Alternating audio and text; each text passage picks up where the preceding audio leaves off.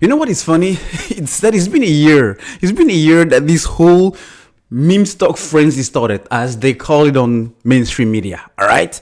But the funny thing is, as you can see on this article, a year after GameStop, Wall Street is still scared of the power of retail traders and is tracking them closely. Wait a minute. Why will you track retail trader or retail investors or apes? All right. Let them call it as it is. Why will you track apes and retail investors' activity on social media if you don't think they have the power to change things? If they actually are on the right side of the truth when it comes to the stocks you call the meme stocks. Let's get into the article. Let's dive in and you'll see what I'm talking about. And it's really, really interesting.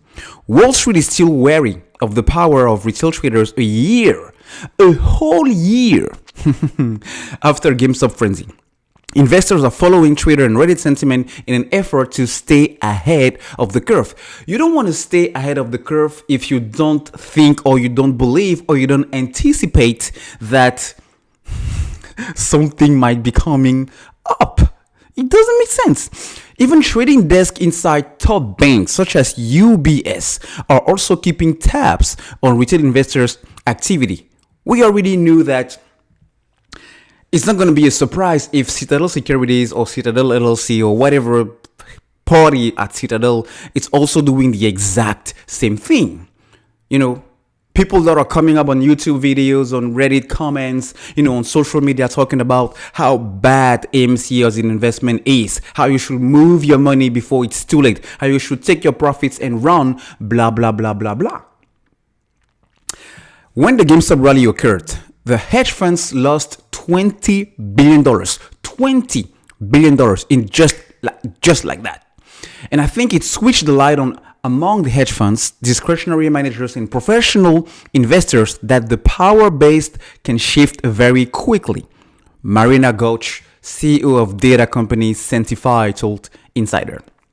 She also signed a deal to provide alternative data to top financial analytics company Morningstar. Morningstar is one of those companies, like when they say we issue a buy rating, meaning if you want to make money, these are the stocks you want to buy, people listen. So they are selling alternative data, and this company keeps track of hundreds of millions of messages across social media websites like Twitter and Reddit. It's looking for shifts in China that can help predict which companies or assets are about to soar or plummet because of the power of retail investors. Don't get it wrong.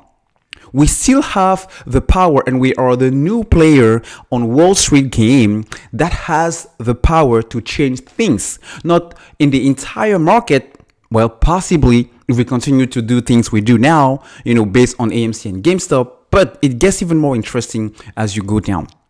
At UBS, for example, analysts have been monitoring retail trading activity, and in-house traders have been acting on the information, meaning whenever they feel like, hey, they're talking about this stock a lot, or the sentiment around this stock or these ETFs or whatever other assets on the market is being pumped on social media, then they start to also positioning themselves in order to make the moves. The investment bank directly tracks retail flows and volumes, analyzes options activity, and follows social media sentiment to work out what the matters are up to.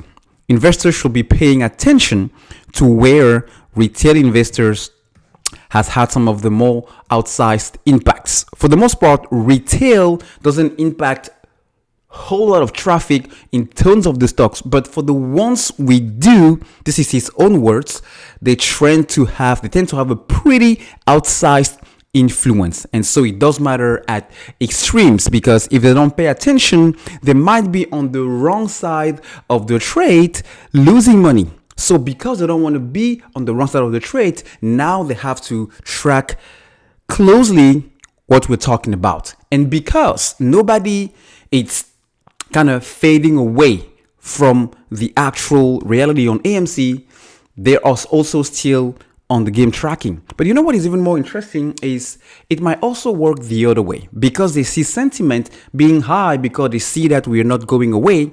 Companies like Citadel, which the algorithm is based on such activities, predicting the emotion. Even, it's pretty clever, but this is what they do. They use our emotions and use that in their favor when it comes to the share price. But it's just a matter of time, because even though they shrug everything that's being discussed here on, Reddit, the reality is you cannot prevent the stock from doing what it's supposed to do, because at some point, these guys, the short sellers, they'll have to close the positions. There is no way around it.